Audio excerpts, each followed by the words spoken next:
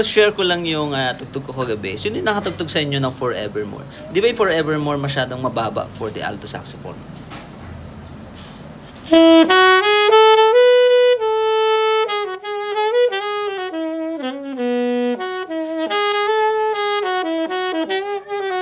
Diba?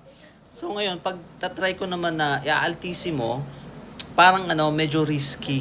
Pwede kang hindi pumasok yung altissimo.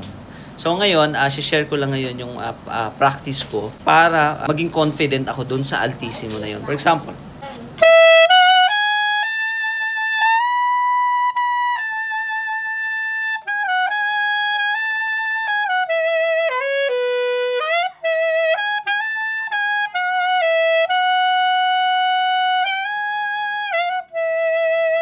so ang gamit ko pala dito yung aking signature mouthpiece na number 7.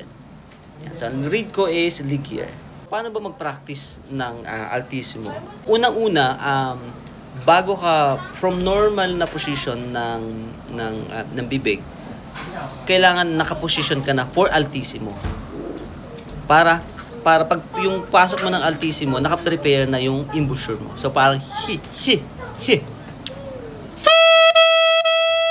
So, kahit normal na yung normal lang yung range mo, i-altissimo mo na yung embouchure mo.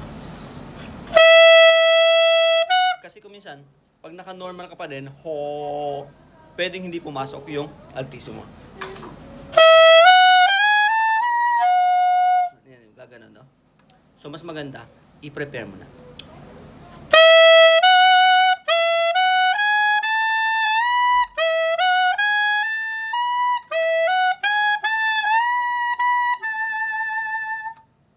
So, ano ba yung ginagamit ko? So, F sharp, and then G sharp ko, yan, bibitawan ko lang yan. So, matitira sa G sharp ko ito. And then sa A sharp ko, ito. Octave key, yan. Ayan.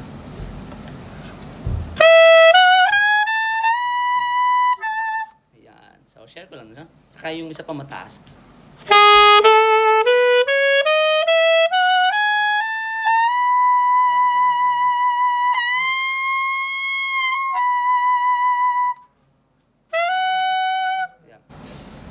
Ayan, thank you. Share ko lang.